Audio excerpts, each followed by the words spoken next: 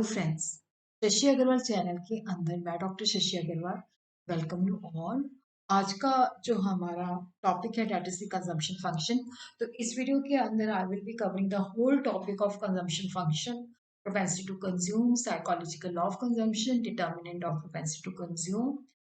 ये जो टॉपिक है that is relevant for the student of principles of economics, macro economics and business economics. अगर आपको मेरा ये एफर्ट सही लगता है तो डू लाइक माय वीडियो, इसको शेयर कीजिए और मेरे चैनल शशि अग्रवाल को सब्सक्राइब कीजिए। This is my app Edusum app, जिसको आप गूगल प्ले स्टोर से बड़ी आसानी के साथ डाउनलोड कर सकते हो। ये जो ऐप है commerce, economics and management students को काफ़ी सारा फीस स्टडी मटेरियल और काफ़ी सारे मॉक टेस्ट प्रोवाइड करती है। और उसी तरह क्या है कि काफ़ी सारे स्ट्रक्चर कोर्सेज भी अवेलेबल है। और यहाँ पे principles of economics, macro economics और बिजनेस इकोनॉमिक्स का भी स्ट्रक्चर कोर्स अवेलेबल है। तो सबसे पहले हम करेंगे कंजम्पशन फंक्शन, और इसके अंदर क्वेश्चन जो है इस चैप्टर के अंदर शॉर्ट क्वेश्चन के लिए भी इम्पोर्टेंट है ये चैप्टर, और इसी तरह लॉन्ग क्वेश्चन के लिए भी इम्पोर्टेंट है। What is consumption function? Explain linear and non linear consumption function, also explain the concept of average propensity to consume and marginal propensity to consume और उनका रिलेशनशिप क्या है। इसी तरह जो सेकंड क्वेश्चन है प्रोपेंसिटी टू कंज्यूम क्या है, उसका मतलब क्या है, मेन फीचर्स क्या है। और ये क्वेश्चन काफी इंपॉर्टेंट है, Keynesian psychological law of consumption with its implication. उसी तरह ये क्वेश्चन भी काफी इंपॉर्टेंट है, explain the concept of propensity to consume. इसको हम इस तरह से भी पूछ सकते हैं, what are the various determinant of the propensity to consume, या what are the various subjective and objective factor which determinate. तो पहले हम करते हैं कि what is consumption function, linear and non linear consumption function, concept of average propensity to consume and marginal propensity to consume and the give relationship. तो सबसे पहले हम देखते हैं कि जो एग्रीगेट डिमांड है as per केन्सियन theory of income, उसके दो कंपोनेंट होते हैं, कंजम्पशन प्लस इन्वेस्टमेंट। कंजम्पशन का मतलब होता है कि जो नेशनल इनकम का वो पार्ट जो हम गुड्स एंड सर्विसेज के ऊपर स्पेंड करते हैं ताकि हम अपनी नीड्स को डायरेक्टली सेटिस्फाई कर सकें, तो वो एग्रीगेट कंजम्पशन एक्सपेंडिचर कहलाता है। इन्वेस्टमेंट का मतलब होता है कि जो हमारे total stock of capital goods है, जब उसमें इजाफा होता है, इंक्रीज होता है, एडिशन होता है, तो that is known as a investment.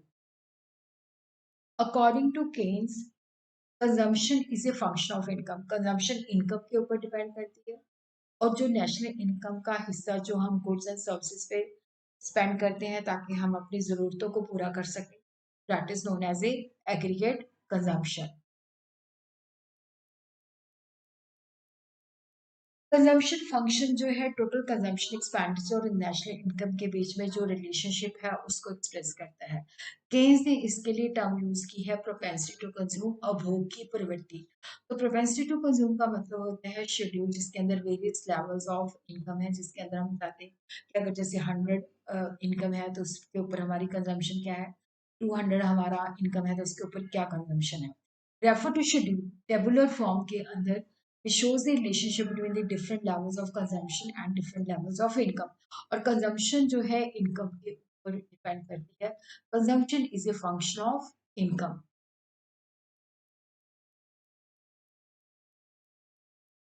propensity to consume according to Kurihara, consumption represents the amount of consumption expenditure at a given level of income। Given level of income का मतलब है कि अगर मेरी इनकम 100 रुपीज की है तो मेरा कंजम्पशन एक्सपेंडिचर 70 रुपीज का है। प्रोपेंसिटी टू कंज्यूम का मतलब है कंजम्पशन डिवाइडेड बाय इनकम। जैसे यहाँ पे 70 डिवाइडेड बाय 100, ये आ जाएगा 0.7। तो consumption upon income is the schedule of consumption expenditure at various levels of income. Consumption income के ऊपर डिपेंड करती है, और प्रोपेंसिटी टू कंज्यूम जो है कंजम्पशन और इनकम के बीच में रिलेशनशिप को एक्सप्रेस करती है। So this is the definition of propensity to consume. Consumption function may be defined as a schedule which shows the amount that will be spent for consumer goods and services at different income level. उसी तरह डर्नबर्ग and McDougall ने define किया है consumption function may be defined as a schedule showing the amount that will be spent for consumer goods and services at different level। तो यहाँ पे हम schedule की फॉर्म में, टेबल की फॉर्म में, ये हमारी propensity to consume in crores है, ये इनकम है, ये कंजम्पशन है और ये सेविंग है। तो यहाँ पे अगर देखो, यहाँ पे इनकम जीरो है, हमारी कंजम्पशन जो है शॉर्ट पीरियड में कभी भी जो है ये ओरिजिन से शुरू नहीं होती, ये यहाँ से शुरू होती है। This is the intercept. का मतलब होता है कि ये वाला हिस्सा जो है, अगर हमारी इनकम जीरो है but still we are spending something, past saving को हम यूज करते हैं। जीरो इनकम है तो भी कुछ ना कुछ कंजम्पशन है, जिसको हम ऑटोनॉमस कंजम्पशन कहते हैं। इसके बाद हमारी कंजम्पशन, इनकम 100 हो जाती है, कंजम्पशन भी 100 है, तो जीरो सेविंग है। अब हम देखते हैं कि हमारी इनकम 100 के से इंक्रीज हो रही है, कंजम्पशन भी इंक्रीज हो रही है, बट उस रेशो से इंक्रीज नहीं हो रही जिस रेशो से हमारी इनकम इंक्रीज हो रही है। कि इनकम, जैसे इनकम है, इसका मतलब है कुछ हिस्सा कंज्यूम होता है तो कुछ हिस्सा सेव होता है। यहाँ पे हम देखते हैं कि सेविंग भी हमारी 10 से इंक्रीज हो रही है, इधर हमारी कंजम्पशन 90 से इंक्रीज हो रही है, और इनकम हमारी 100 से इंक्रीज हो रही है। तो कंजम्पशन उस रेशो में इंक्रीज नहीं होती जिस रेशो के अंदर हमारी इनकम इंक्रीज होती है। इसको हम डायग्रामेटिकली इस तरह से ड्रॉ कर सकते हैं।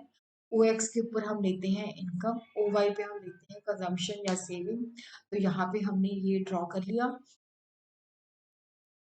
हमारी जो एग्रीगेट सप्लाई है या इनकम है, ये 45 डिग्री का एंगल बनाते हुए जाती है, और कंजम्पशन ओरिजिन से शुरू नहीं होती। इससे पहले देखो, यहाँ पी बिंदु से पहले जो भी है वो सारी हम पास सेविंग यूज कर रहे हैं। जीरो इनकम है तो भी हम कंज्यूम कर रहे हैं, वो ऑटोनॉमस कंजम्पशन है। और यहाँ पे हमारी सेविंग जो है यहाँ से शुरू होती है, सेविंग नेगेटिव है, इसका मतलब कि जब हमारी इनकम जीरो है तो हम पुरानी सेविंग को यूज करें। तो यहाँ पे जाके जो है हमारी कंजम्पशन, क्योंकि यहाँ पे जितना हमने कमाया उतना सारा कंज्यूम कर लिया, तो जीरो सेविंग है। उसके बाद हमारी सेविंग जो है इंक्रीज होनी शुरू हो जाती है। और यहाँ पे हम देखते हैं कि हमारी कंजम्पशन जो है इनकम के नीचे है। इसका मतलब है कि जिस रेशो से हमारी इनकम बढ़ती है उस रेशो से हमारी कंजम्पशन नहीं बढ़ती। सीसी कर्व जो है that is the aggregate consumption expenditure, SS curve जो है that is the saving curve. Consumption curve had a constant slope, इसका मतलब है कि एमपीसी हमारी कांस्टेंट है। तो ये जो है डिफरेंट लेवल्स ऑफ इनकम और प्रोपेंसिटी टू कंज्यूम कांस्टेंट है।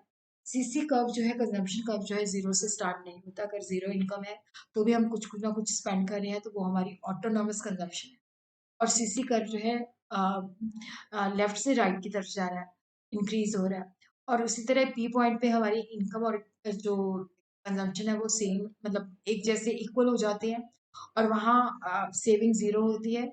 और उसके बाद हमारी कंजम्पशन एक्सपेंडिचर जो है इनकम रेखा के नीचे है, जिसका मतलब होता है कि कंजम्पशन इंक्रीज तो हो रही है बट जिस रेशो से इनकम इंक्रीज हो रही है उस रेशो से इंक्रीज नहीं हो रही। तो what are the various shapes of different consumption curve? Linear curve हो सकता है which start from the origin, which does not start from the origin, and non linear consumption curve. तो शॉर्ट पीरियड के अंदर लीनियर कंजम्पशन कर्व, लीनियर का मतलब होता है स्ट्रेट लाइन, जहाँ पे वो सीधी रेखा के अंदर हम डिपिक्ट कर सकते हैं, जो कि ओरिजिन से शुरू नहीं होता, जो हमें बताता है कि अगर हमारी इनकम जीरो है तो भी हम कुछ ना कुछ स्पेंड कर रहे हैं। And income of the consumer is zero, still they spend something, that is known as a autonomous consumption. तो इसको हम इस शॉर्ट पीरियड के अंदर जो हमारी टोटल कंजम्पशन होती है, this is the autonomous consumption, जो कि इनकम के ऊपर डिपेंड नहीं करती। जीरो इनकम है तो भी हम कुछ ना कुछ स्पेंड कर रहे हैं। डी जो है that is the marginal propensity to से कंज्यूम, सॉरी, तो ये भी स्मॉल वी वाई से एक्सप्रेस करना है। बी का मतलब है delta C upon delta Y.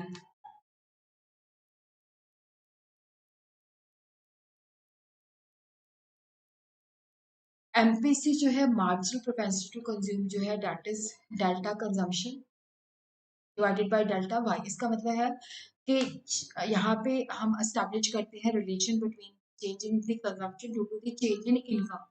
Marginal propensity to consume constant होती है, बट ये एवरेज प्रोपेंसिटी टू कंज्यूम के बराबर नहीं होती। एवरेज प्रोपेंसिटी टू कंज्यूम जो होती है एमपीसी से ज़्यादा होती है, और एपीसी कम होती जाती है शॉर्ट रन के अंदर। और इसी तरह हम यहाँ पे जब इसको डिपिक्ट करते हैं, तो यहाँ पे हम देखते हैं कि हमारा ये वाला जो कर्व है, वो एक्स पे हम इनकम लेते हैं, इधर हम कंजम्पशन लेते हैं। हमारा कंजम्पशन कर्व जो है ये ओरिजिन से स्टार्ट नहीं होता, क्योंकि जीरो इनकम है तो भी हम स्पेंड कर रहे हैं, तो this is our autonomous consumption. और इस तरह से, क्योंकि इसकी स्लोप जो है ये है, ये लेफ्ट से राइट की तरफ जा रही है, तो यहाँ पे अगर हमारी इनकम जो है चेंज इन इनकम हुआ है y1, तो कंजम्पशन के अंदर जो चेंज हुआ है वो ए भी हुआ है। इस तरह से हम जो है अपना कंजम्पशन कर्व जो है जो ओरिजिन से शुरू नहीं होता उसको डिपेक्ट कर सकते हैं। Linear consumption curve which start from the point of origin, इसका मतलब होता है कि लॉन्ग पीरियड के अंदर जिस रेशो से हमारी इनकम इंक्रीज और डिक्रीज करती है, उसी तरह अप्रॉक्सीमेटली उसी रेशो के अंदर हमारी कंजम्पशन इंक्रीज और डिक्रीज करती है। अगर हमारी इनकम जीरो है तो कंजम्पशन एक्सपेंडिचर भी जीरो हो जाता है। मार्जिनल प्रोपेंसिटी टू कंज्यूम जो है कांस्टेंट होता है और ये लॉन्ग रन के अंदर एवरेज प्रोपेंसिटी टू कंज्यूम के बराबर होता है। और लॉन्ग रन के अंदर हमारी जो कंजम्पशन है वो डी जो है that is the marginal propensity to consume, Y जो है नेशनल इनकम, और ये लॉन्ग रन के बराबर होती है। ये लॉन्ग रन के अंदर इस तरह से इसकी इक्वेशन बनती है और इसको हम ग्राफिकली इस तरह से डिपिक्ट कर सकते हैं। तो यहाँ पे हम देखते हैं कि ये हमारा, यहाँ पे हम इनकम लेते हैं, तो ये हमारा जो है 45 डिग्री का एंगल बनाते हुए एग्रीगेट सप्लाई है, तो कंजम्पशन ऑलमोस्ट जो है अप्रोक्सीमेटली उसी के बराबर है। और यहाँ पे हमारा जो कंजम्पशन कर्व है वो जीरो से ओरिजिन से शुरू होता है लॉन्ग रन के अंदर। और उसी तरह हम देखते हैं नॉन लीनियर कंजम्पशन कर्व जो है, क्योंकि इसके अंदर जो है हमारा कर्व शेप में होता है, स्ट्रेट लाइन नहीं होती। मार्जिनल प्रोपेंसिटी टू कंज्यूम जो है कांस्टेंट नहीं होती और ये ओरिजिन से शुरू नहीं होती। चाहे हमारी इनकम बढ़ती है तो भी हमारी एमपीसी जो है कम होती जाती है। तो यहाँ पे हम इसको इस तरह से ड्रॉ कर सकते हैं। ये हमारी एग्रीगेट सप्लाई है, तो यहाँ पे हम देखते हैं कि मार्जिनल प्रोपेंसिटी टू कंज्यूम जो है कम होती जाती है, तो यहाँ पे हमारी इनकम के बराबर हो जाती है और उसके बाद ये नीचे हो जाती है। और उसी तरह ये वाला हिस्सा जो है यहाँ पे कि जो सेविंग है यहाँ पे जीरो है और उसके बाद ये इंक्रीज होनी शुरू हो जाती है। अब हम देखते हैं कि जो प्रोपेंसिटी टू कंज्यूम है उसके फीचर्स क्या है। ये एक साइकोलॉजिकल कंसेप्ट है। इसका मतलब है कि ये पर्सन टू पर्सन डिफर करता है। तो ये हमारे सब्जेक्टिव फैक्टर जैसे लोगों के टेस्ट क्या है, हैबिट्स क्या है, उससे काफी इन्फ्लुएंस होता है। तो यहाँ पे अनइक्वल प्रोपेंसिटी टू कंज्यूम होती है, क्योंकि हर बंदे की जो प्रोपेंसिटी टू कंज्यूम होती है दूसरे से डिफरेंट होती है। कोई ज्यादा खर्च करता है, कोई कम खर्च करता है। तो propensity to consume of the poor class is more than the rich class, क्योंकि रिच क्लास के पास सब कुछ होता है, तो जब उनकी इनकम बढ़ती है तो वो ज्यादा नहीं खर्च करते। और पुअर क्लास जो होती है वो ज्यादा खर्च करती है, क्योंकि उनके पास कुछ नहीं होता तो वो अपनी जरूरतों को पूरा करते हैं। इनकम और एम्प्लॉयमेंट जो है प्रोपेंसिटी टू कंज्यूम के ऊपर डिपेंड का सीधा संबंध होता है। जैसे जैसे प्रोपेंसिटी टू कंज्यूम बढ़ती जाएगी वैसे वैसे एम्प्लॉयमेंट और इनकम भी बढ़ती जाएगी। और कंजम्पशन शॉर्ट रन के अंदर देखो ऑटोनॉमस कंजम्पशन और मार्जिनल प्रोपेंसिटी टू कंज्यूम के ऊपर डिपेंड करती है। और लॉन्ग रन के अंदर ये स्मॉल बी वाई है। लॉन्ग रन के अंदर अगर हमारी इनकम है तो कंजम्पशन होगी C is equal to B Y. वहां पे हमारा जो कंजम्पशन कर्व है वो ओरिजिन से शुरू होता है। और coefficient of average propensity to consume और मार्जिनल प्रोपेंसिटी टू कंज्यूम जो है 0 और 1 के बीच में होता है। जो लेस डेवलप्ड कंट्रीज होती है के लोगों के पास, क्योंकि जैसे जैसे उनकी इनकम बढ़ती है तो कंजम्पशन भी बढ़ती है। डेवलप्ड कंट्रीज के अंदर लो कोफिशिएंट होता है। शॉर्ट पीरियड के अंदर एवरेज प्रोपेंसिटी टू कंज्यूम और मार्जिनल प्रोपेंसिटी टू कंज्यूम जो है कम हो जाते हैं जैसे जैसे इनकम बढ़ती है, और लॉन्ग रन के अंदर ये स्टेबलाइज हो जाते हैं। इसी तरह हम देखते हैं कि एवरेज प्रोपेंसिटी टू कंज्यूम जो है, kind of propensity to consume दो तरह की है। एक एवरेज प्रोपेंसिटी टू कंज्यूम है, सेकंड जो है marginal propensity to consume. Average propensity to consume जो है that is the ratio of consumption expenditure to any particular level of income, consumption divided by income. कि अगर मेरा इनकम लेवल 100 है तो मेरा कंजम्पशन 70 है, तो वहां पे 70 divided by 100। Marginal propensity to है अगर मेरी इनकम जो है 100 से 200 हो जाती है, तो चेंज इन इनकम 100 है, डेल्टा वाई जो है 100 है, और कंजम्पशन 70 से 130 हो जाती है, तो चेंज इन कंजम्पशन जो है 60 है। तो यहाँ पे मार्जिनल प्रोपेंसिटी टू कंज्यूम जो है 60 डिवाइडेड बाय 100.6 है।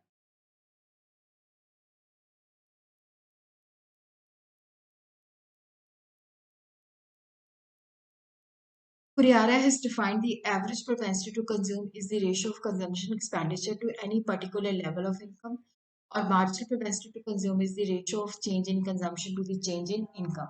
अब हम देखते हैं कि what are the feature of marginal propensity to consume, जो कि important question है लॉन्ग रन के अंदर और उसी तरह शॉर्ट रन के अंदर।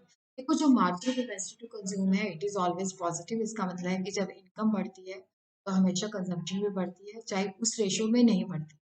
और ये ज़ीरो से ज़्यादा होती है और लेस देन 1 होती है। और पुअर क्लास की जो मार्जिनल कैपेसिटी टू कंज्यूम है वो रिच क्लास से ज़्यादा होती है, क्योंकि रिच क्लास के पास सब कुछ होता है, तो जैसे ही पुअर क्लास की इनकम बढ़ती है तो वो अपनी ज़रूरतों को पूरा करते हैं। लॉन्ग रन के अंदर ये कांस्टेंट होती है, अगर इनकम चेंज होती है तो उसी रेशियो के अंदर अप्रोक्सीमेटली कंजम्पशन भी उसी रेशियो में चेंज होती है। और शॉर्ट पीरियड के अंदर हमारी एमपीसी कम होती है, कम होती जाती है। अब नॉर्मल कंडीशन के अंदर ये मोर देन 1 भी हो सकती है। इस तरह से एमपीसी को हम ड्रॉ कर सकते हैं। यहाँ पे हम इनकम ले रहे हैं, कंजम्पशन कर्व जो है हमारा ओरिजिन से स्टार्ट नहीं हो रहा, तो ये हमारा कंजम्पशन कर्व है। तो यहाँ पे हम देखते हैं कि चेंज इन इनकम y1 है और जो चेंज इन कंजम्पशन है डेट इज ईबी। तो ये EB that is the delta C, और ये जो है हमारी चेंज इन इनकम है, ये हमारी एमपीसी है। तो what are the causes of fall in MPC? देखो, जब ज़रूरतें हमारी पूरी हो जाती हैं तो इनकम बढ़ती है, तो ज़्यादा खर्चे नहीं करते। शॉर्ट पीरियड के अंदर हमारी आदतें जो होती हैं कांस्टेंट होती हैं, और उसी तरह क्या होता है कि कंजम्पशन एक्सपेंडिचर जो है हमारी पास्ट इनकम के ऊपर डिपेंड करता है, और फ्यूचर हमारा अनसर्टन होता है, जिसकी वजह से हम कंजम्पशन कम करते हैं, सेविंग ज़्यादा करते हैं। तो what is the difference and relation between APC and MPC? देखो, जो एपीसी है that establish the relation between consumption and income C upon Y, but MPC जो है that establish the ratio between the change in consumption due to the change in income delta C upon delta Y. Short period के अंदर हमारी जो consumption function होता है वो इसके बराबर होता है, ये ऑटोनॉमस कंजम्पशन है, और जो ये बी वाई है that is the marginal capacity to consume. Long run के अंदर हमारी कंजम्पशन जो है C is equal to B Y, B जो है यहाँ पे मार्जिनल प्रोपेंसिटी टू कंज्यूम है। Propensity to save जो है that is a schedule showing the relation between income and saving at different levels of income. Saving income के ऊपर depend करती है, saving is a function of income. Average propensity to save जो है saving divided by income. हमें पता है कि इनकम जो है that is equal to consumption plus saving, जो पार्ट हम कंज्यूम नहीं करते वो सेव हो जाता है। अगर पूरी इक्वेशन को हम वाई से डिवाइड करते हैं, Y upon Y is equal to C upon Y जो है that is the average propensity to consume, S upon Y जो है that is the average propensity to save. तो यहाँ पे ये हमारी इनकम के बराबर आ जाता है, 1 के बराबर आ जाता है। उसी तरह हम देखते हैं मार्जिनल प्रोपेंसिटी टू सेव, कि ये एस्टैब्लिश करता है relation between the change in saving due to the change in income, delta S upon delta Y. Relation between MPC and MPS, MPC देखो हमेशा 1 से कम होता है, तो जो पार्ट हम स्पेंड खर्च नहीं करते वो सेव होता है। तो हम लिख सकते हैं कि MPC plus MPS is equal to 1। जैसे हमें पता है saving plus consumption is equal to Y, तो जो चेंज इन इनकम है which is equal to change in consumption plus change in saving. जब हम पूरी इक्वेशन को डेल्टा वाई से डिवाइड कर देते हैं तो ये एमपीएस है और ये एमपीसी है, इज इक्वल टू 1। अगर हमें दोनों में से एक के बारे में इंफॉर्मेशन, जैसे मान लो हमें एमपीएस निकालना है, एमपीसी दिया हो तो 1 माइनस एमपीसी, तो ये हमारे पहले क्वेश्चन का आंसर है। सेविंग वाला हिस्सा आप छोड़ सकते हो, ये सिर्फ शॉर्ट क्वेश्चन के लिए दिया है। अब हम देखते हैं सेकंड पार्ट जो है determinant of the propensity to consume, what are the subjective and objective factors. तो यहाँ पे पहले आपने कंजम्पशन का मतलब बता देना है, एपीसी और एमपीसी के बारे में बता देना है, फिर उसके बाद अपने आ जाना है डिटर्मिनेंट्स के अंदर, तो सब्जेक्टिव एंड ऑब्जेक्टिव फैक्टर्स। देखो, सब्जेक्टिव जो होते हैं पर्सन टू पर्सन डिफरेंट करते हैं, जिसको हम मेजर नहीं कर सकते। ऑब्जेक्टिव फैक्टर जो होते हैं जिनको हम मेजर कर सकते हैं, और ऑब्जेक्टिव फैक्टर की वजह से हमारा कंजम्पशन कर्व जो है चेंज हो जाता है। सब्जेक्टिव फैक्टर जो है जो कि साइकोलॉजिकल प्रैक्टिस्टिक ऑफ ह्यूमन नेचर और सोशल प्रैक्टिसेस और इंस्टीट्यूशन के साथ जुड़े हुए हैं, ये कंजम्पशन कर्व की जो स्लोप है पोजीशन को डिटरमिन करते हैं। और जो ऑब्जेक्टिव फैक्टर्स होते हैं जिनकी वजह से हमारा कंजम्पशन कर्व जो है चेंज हो जाता है। इसी तरह हम देखते हैं कि सब्जेक्टिव फैक्टर को पहले हम स्टडी करते हैं, क्योंकि देखो जो ऑब्जेक्टिव फैक्टर्स होते हैं उनकी वजह से हमारा कंजम्पशन कर्व या तो ऊपर मतलब शिफ्ट कर जाता है, मतलब या तो अपवर्ड या डाउनवर्ड, तो कंजम्पशन कर्व के अंदर चेंज हो जाती है। लेकिन जो सब्जेक्टिव फैक्टर्स होते हैं ये मन की दशा के साथ जुड़े हुए होते हैं, जैसे इंडिविजुअल फैक्टर्स हैं, बिजनेस फैक्टर्स हैं। इंडिविजुअल फैक्टर फर्स्ट है फोर साइटेडनेस, इसका मतलब होता है फार साइटेडनेस, इसका मतलब होता है दूरदर्शी। देखो, ज्यादातर जो लोग होते हैं वो दूरदर्शी होते हैं, उनको होता है कि फ्यूचर जो है डेट इज अनसर्टन, तो हमें फ्यूचर के लिए ज्यादा सेव करना चाहिए। सेकंड जो है इकोनॉमिक इंडिपेंडेंस, सेविंग हम ज्यादा करते हैं ताकि हमें किसी ऊपर के डिपेंडेंट ना होना पड़े, ताकि हमें किसी के ऊपर पैसे ना मांगने पड़े। और कई बार देखो हम ज्यादा सेविंग इसलिए भी करते हैं ताकि हम जो है इसको इन्वेस्ट कर सके और फ्यूचर के अंदर ज़्यादा इनकम कमा सके। कई बार हम पैसे इसलिए भी सेव करते हैं ताकि हम कोई ऑक्यूपेशन, कोई बिज़नेस खोल सकें। For starting a new business people save more. Equating a fortune, देखो यहाँ पे लोगों की टेंडेंसी होती है कि हमने अपने जो आने वाली पीढ़ी है उसके लिए काफ़ी सारा पैसा छोड़ के जाना है। तो मतलब पूरा का पूरा उनका जो अटेंशन होता है ज़्यादा सेविंग के ऊपर होता है, ताकि हम ज़्यादा से ज़्यादा पैसा लोगों के लिए छोड़ के जा अपने मतलब बच्चों के लिए छोड़ के जा सकें। माइजरलीनेस का मतलब होता है कि यहाँ पे जो लोग हैं कंजूस होते हैं, और जिसकी वजह से वो कंज्यूम लेस करते हैं और सेव ज़्यादा करते हैं।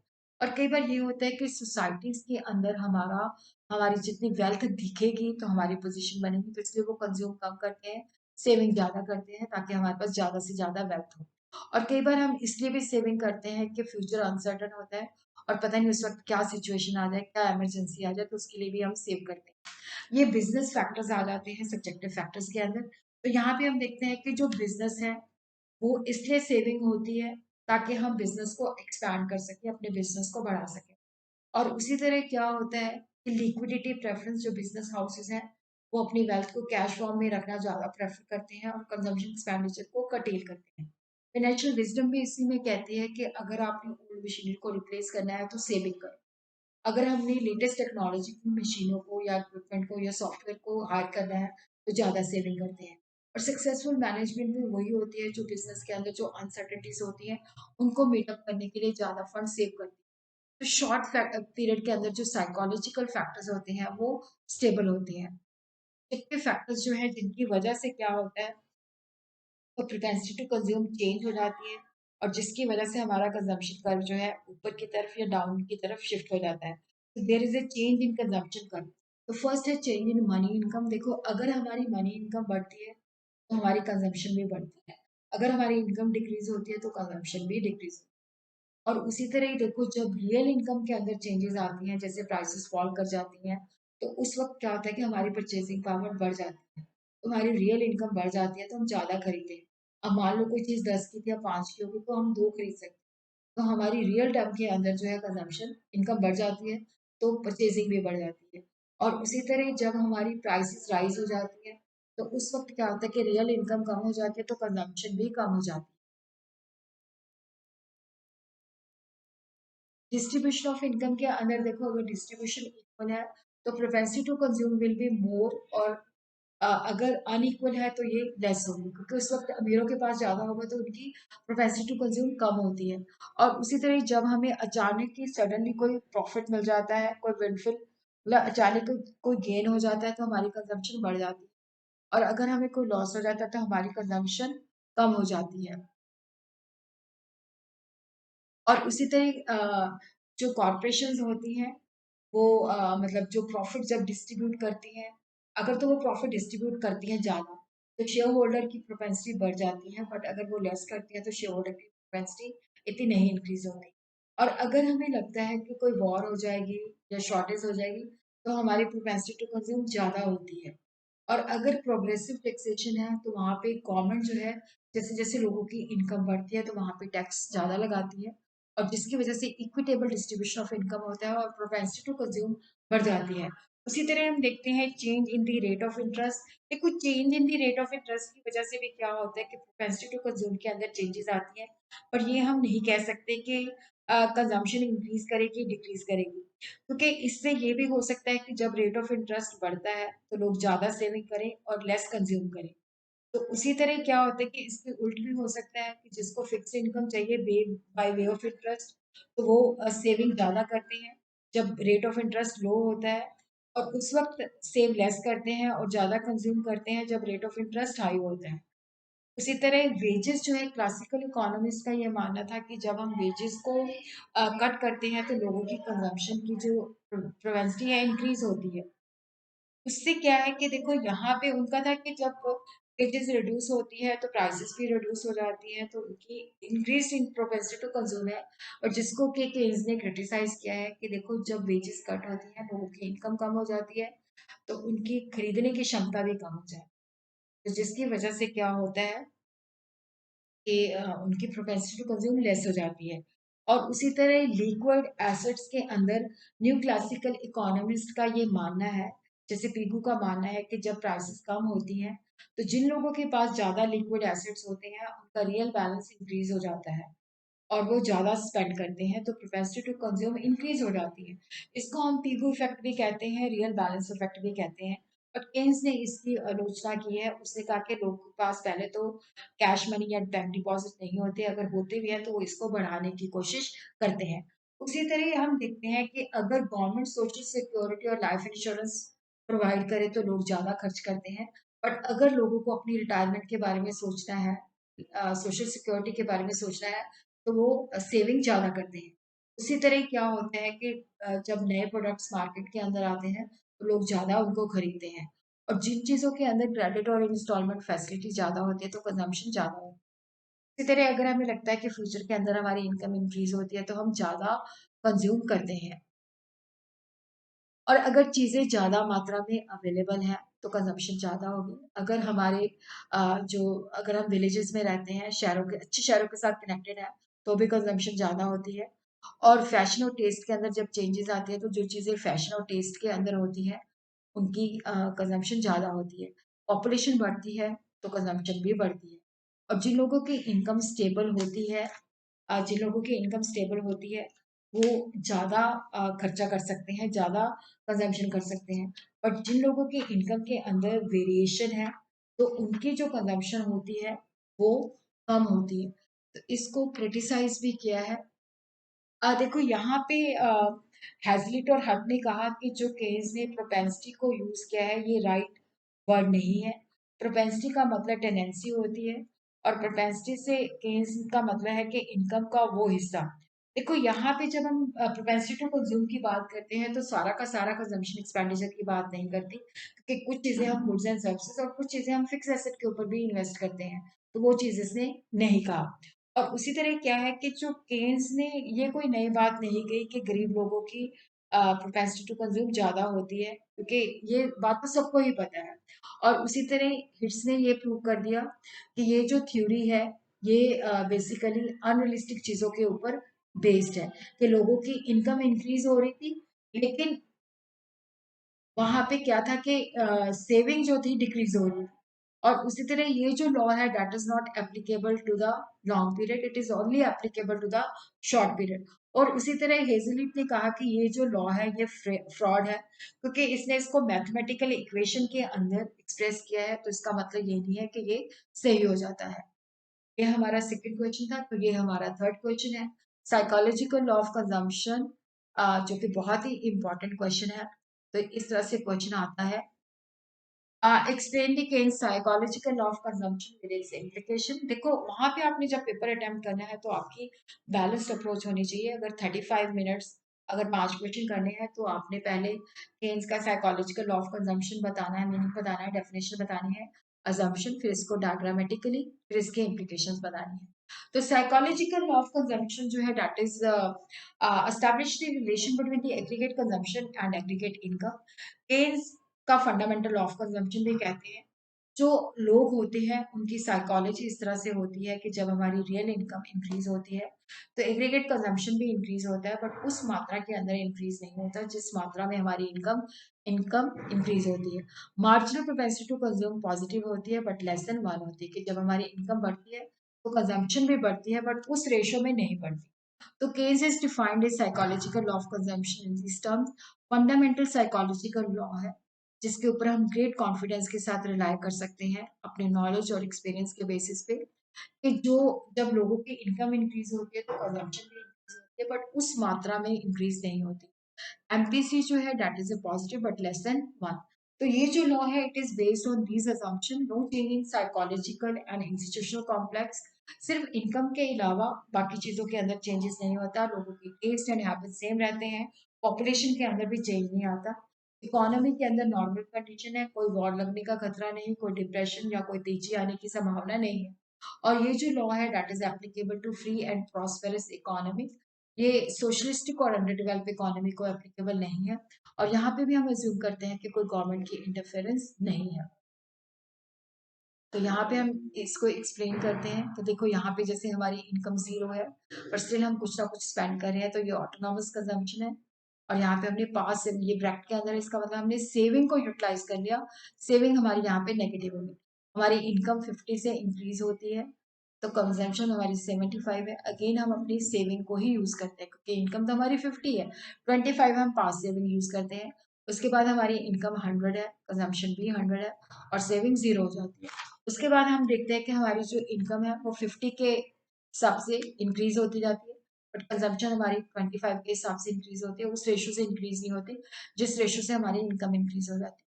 तो income is equal to consumption plus saving, और सेविंग भी हमारी 25 से इंक्रीज हो रही है। तो y is equal to consumption plus saving. तो हम इस तरह से डिपिक्ट कर सकते हैं ग्राफिकली।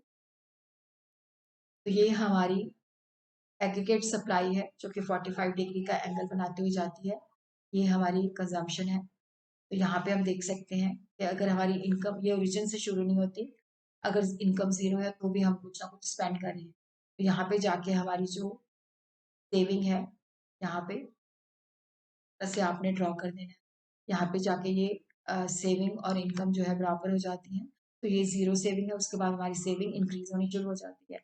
तो यहाँ पे हम देखते हैं कि जो पहले हम अपनी सेविंग को ही यूज कर रहे थे, क्योंकि हमारी कंजम्पशन ज्यादा थी, इनकम कम।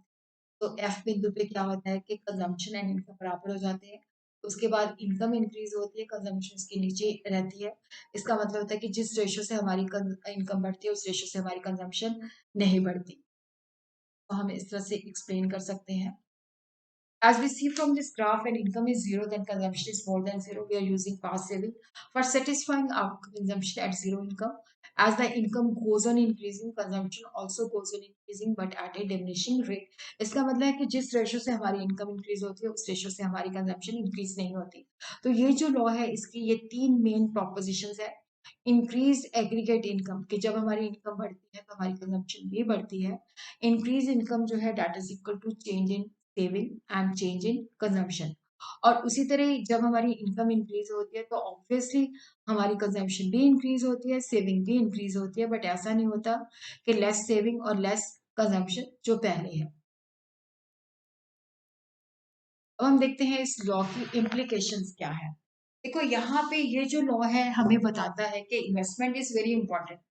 मतलब हमारा जो एग्रीगेट डिमांड है उसके दो कंपोनेंट होते हैं, consumption plus investment. Short period के अंदर हमारी कंजम्पशन जो होती है स्टेबल होती है, तो अगर हमने एम्प्लॉयमेंट को बढ़ाना है तो हमें इन्वेस्टमेंट को बढ़ाना पड़ेगा।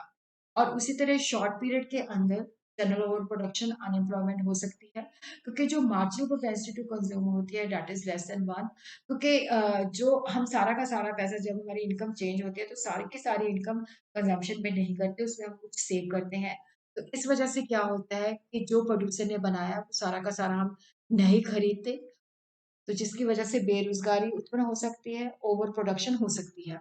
और उसी तरह से के लॉ को भी इसने क्रिटिसाइज किया है कि सप्लाई अपनी डिमांड खुद क्रिएट करती है, बट अगर marginal propensity to consume is less than 1, तो जरूरी नहीं है कि aggregate supply is equal to aggregate demand.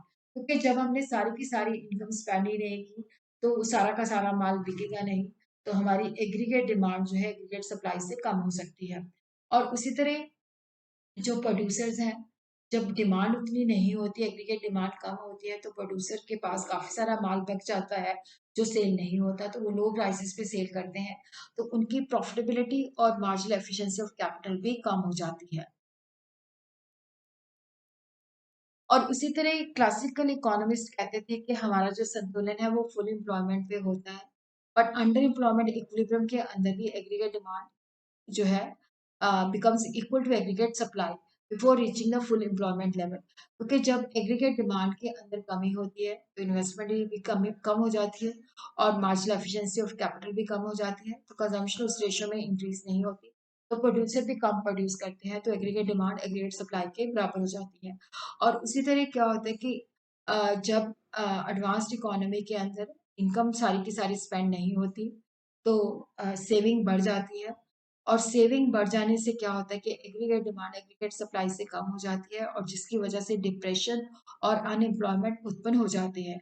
और ये ट्रेड साइकिल की पीक और जो डाउन पॉइंट है काफी उसको भी एक्सप्लेन करती है। जब इकोनॉमी पीक पॉइंट पे होती है तो उस वक्त क्या होता है कि इनकम मैक्सिमम होती है, बट कंजम्पशन उस रेशियो से इंक्रीज नहीं होती, तो डिमांड कम होनी शुरू हो जाती है। तो नीचे की तरफ आ जाता है। बट जब इस पे आता है तो लोग जो होते हैं अपने स्टैंडर्ड ऑफ लिविंग को मेंटेन करने की कोशिश करते हैं। तो यहाँ पे एग्रीगेट डिमांड इंक्रीज होनी शुरू हो जाती है, तो हमारी रिकवरी फेज स्टार्ट हो जाता है।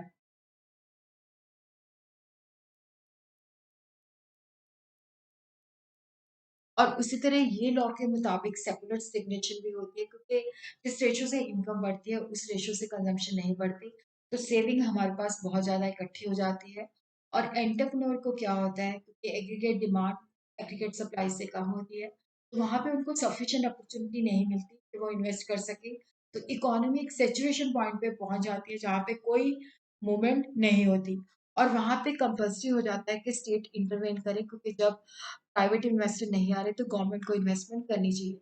और जब हम इकोनॉमी के अंदर इनिशियल इन्वेस्टमेंट करते हैं तो उससे इंक्रीज होती है। और वो जो इंक्रीज होती है that is many more time, कि जब हम कोई बिजनेस शुरू करते हैं तो काफी लोगों को रोजगार देते हैं, वो जाके मार्केट के अंदर चीजों की डिमांड करते हैं, तो जो निचले इन्वेस्टमेंट है तो इनकम कई गुना इंक्रीज होती है, that is known as a multiplier. Multiplier जो है that is based on marginal propensity to consume. जितनी मार्जिनल प्रोपेंसिटी टू कंज्यूम ज्यादा होती है उतना ही मल्टीप्लायर ज़्यादा होता है। बट कई बार उसमें लीकेज होती है, जब लोग सेविंग करते हैं तो उसकी वजह से क्या होता है कि इतना मल्टीप्लाइंग इफेक्ट नहीं होता। एमपीसी अंडर डेवलप्ड नेशन के अंदर ज़्यादा होती है, तो वहाँ पे अपॉर्चुनिटीज ज़्यादा होती है जिसके बेसिस पे इन्वेस्टमेंट हो सकती है, प्रॉफिटेबिलिटी कमाई जा सकती है। और उसी तरह क्लासिकल इकोनॉमिस्ट का ये मानना था कि एम्प्लॉयमेंट को हम इंक्रीज कर सकते हैं अगर हम मनी वेजेस को रिड्यूस करते हैं। तो मनी वेजेस रिड्यूस होंगी तो प्राइसेस कम हो जाएंगी, तो लोग ज़्यादा परचेजिंग करेंगे। बट इस चीज़ को केन्स ने क्रिटिसाइज किया है कि अगर हम मनी वेजेस को रिड्यूस करते हैं तो लोगों की इनकम रिड्यूस हो जाती है, कुछ लोगों की इनकम बढ़ जाती है, तो डिमांड कम हो जाती है, क्योंकि एमपीसी जो है पुअर की ज़्यादा होती है एज कम्पेयर टू रिच। तो एग्रीगेट डिमांड कम होगी और आउटपुट एंड एम्प्लॉयमेंट कम हो जाते हैं।